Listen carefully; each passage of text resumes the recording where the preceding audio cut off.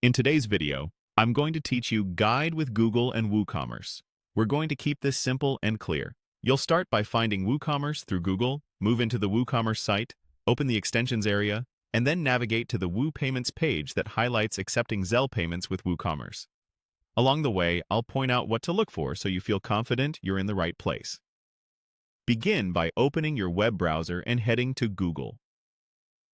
In the search bar, type WooCommerce and review the results. Click the official WooCommerce website, which should be at woocommerce.com. If you see ads or lookalike domains, take a second to confirm you're choosing the official site. A secure connection indicator and the correct domain are good signs you're where you need to be. Once you're on the WooCommerce site, look for the extensions option.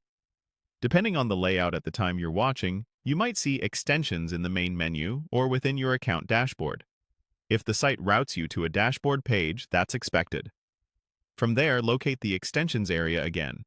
It's normal for WooCommerce to surface extensions in multiple places, so clicking it in the header and then again inside the dashboard simply takes you deeper into the marketplace, where all plugins and add-ons live. Inside the extensions section, you'll find categories, filters, and featured solutions. Use the search or browse controls to locate WooPayments. You're looking for the WooPayments entry that mentions accepting Zelle payments with WooCommerce. Click that result to open its dedicated page. This page typically explains what WooPayments does, supported features, availability by region, pricing details if applicable, and any requirements. Take a moment to read the overview and compatibility notes so you know how it fits your store's setup.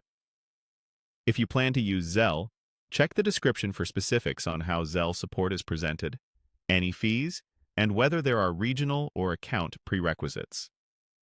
You should also review merchant terms and any documentation linked there so you understand how transactions will appear, how payouts work, and any verification you might need. That's the entire path for today.